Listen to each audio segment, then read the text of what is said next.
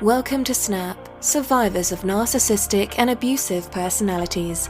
This educational recovery podcast is presented by Claremont Mental Health and Mandy Friedman, licensed professional clinical counselor. This presentation contains vital information for survivors of abuse. Topics include the spectrum of abusive personalities, targets of abuse, abusive relationships, and survivors in recovery. We hope this information helps you gain solid footing and clarity as you navigate your road to recovery.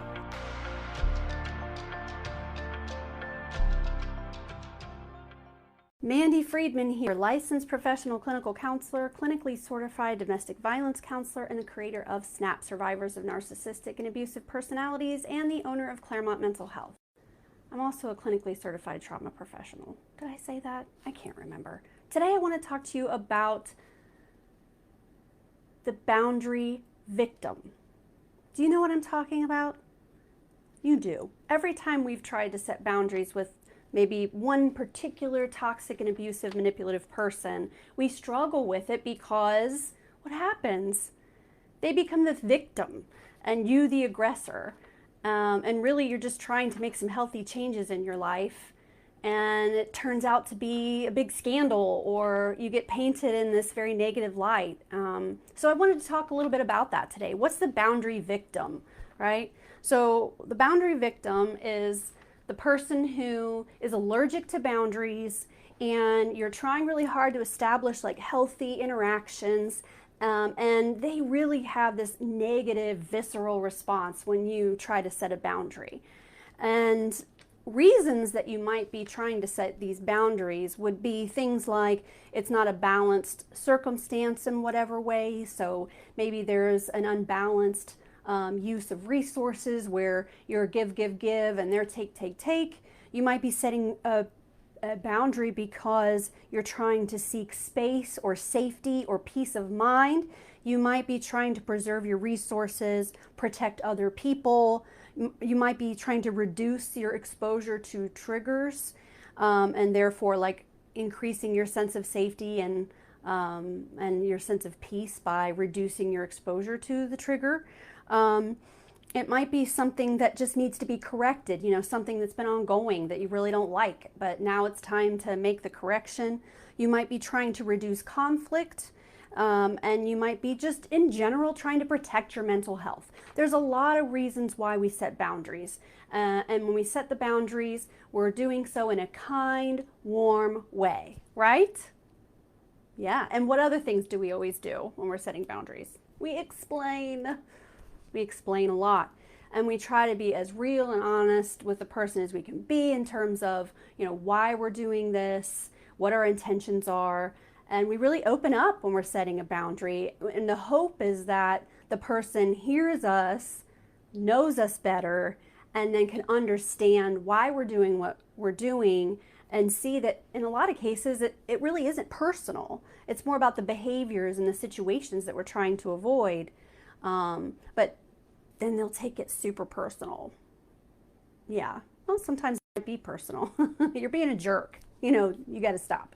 Or it's just, you guys have the okay relationship, but you're spending too much time together and you need to start to limit that time. I mean, there's a number of reasons why we do it. And then the reason that they don't respond well is because you've kind of bruised their ego. You've taken control away. They think that you're, that makes them a bad person because you've had to set the boundary. But often it's just that they don't want to be told what to do. You're not going to tell them what to do. They're going to do whatever they want. When you're dropping the kids off, if you say, could you please stay in your vehicle and not approach my vehicle when the kids were transferring the children to you, what do? They get out of the car. In fact, often when you're trying to set boundaries, that gets weaponized and they find out, oh, they don't like that. So guess what? They do it more. So that's why explaining sometimes isn't super helpful. And explaining will invite a dialogue. And the next thing you know, you're giving them more information, and then all of that gets weaponized and twisted. And it doesn't matter how clearly, how concisely, how well you explain yourself, how kind you are, how warm you are, how much warning you give. I mean, like, letting them know that this is coming, like, so they're not surprised by it. It doesn't matter how you present it. It always gets twisted around and it doesn't go well. Or they'll pretend like that they're okay with it, but then actually passive aggressively, they're not. And then you'll notice a smear campaign. They're deflecting, finger pointing, blame shifting, and so, you'll hear the narrative from someone else. Well, mom says the reason why you don't go over there anymore is because you don't like her cooking. And you said you didn't like the hot dog she made for you. Nope, that's not at all what I said. Not even close, completely false. And then you feel like you got to explain yourself some more. Mom, you told so-and-so that the reason why I'm not coming over is because such and such, but we talked about this and blah, blah. And here we are. Now we're back in with the dialogue and the back and forth and the explaining, right? So there's a purpose in acting like a victim, and that is to draw you back in, to make a correction. But also the more important thing is that people will feel sorry for them. And also they won't be the bad guy, right? You have to be the bad guy at all times. You're the bad guy. Doesn't matter. You're the bad guy. So just get used to that. But they don't want to be the bad guy. They don't want for people to think bad things about them. So they real quick grab a hold of that narrative and start calling everybody and guess what she said and can you believe this and blah, blah, blah. And oh, poor me, poor me. So instead of focusing on how you're feeling and your experience in the circumstance and why you're actually setting the boundary, and looking at it in that like logical way or seeing it from a different perspective, all they care about and focus on is how it makes them feel and how it might make them look to other people. And so they're going to say things like that you are alienating them and keeping the kids from them. And it's like, nope, actually, I have been bending over backwards to make arrangements in order to foster a good relationship between you and the children. And you are completely unpredictable and inconsistent and don't show up and waste my time and disappoint the children and don't follow with the plan. And that's why we're setting the boundary. I'm not alienating you. You've alienated yourself with your own behaviors, right? But of course, they can't take any responsibility. You have to be the bad guy and they have to be the victim. And they will say that you're holding a grudge and that you're mean and that you don't forgive. And isn't that sad for you that you can't forgive? And that you're resentful, you're crazy, you're also easily influenced by others. So then they're gonna maybe villainize someone else that's in your circle, like your therapist. Not that that has ever happened. That quack of a therapist you have is indoctrinating you. Like, nope, she just told me how to set boundaries so that you're not draining me of all my resources 24/7. So you might be easily influenced by others, and you want to keep the kids away from them, whether they're a grandparent or another parent, or that you're punishing them. They're being punished by you because you're just so unreasonable and unforgiving.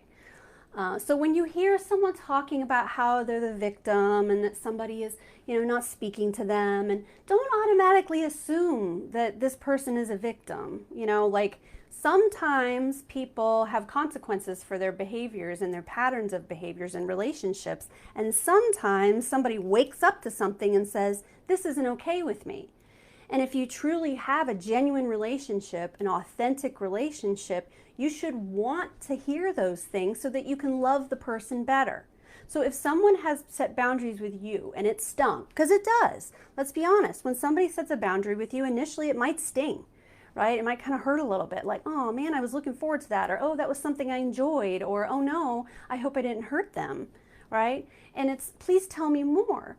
I want to learn about you. I want to know how what I'm doing doesn't work for you so that I can do better and I can behave in ways that are more acceptable or might be less draining or might fit better with your life. So in a good relationship, a healthy relationship with a healthy person, they invite boundary setting and they don't twist it or get it bent out of shape or play the victim. It's, well, yeah, I'm sad about it and it did kind of sting, but I can also see where this is what's best for them. And since I genuinely care about the person, I want them to be healthy and happy. And so therefore, I will gladly abide by this boundary.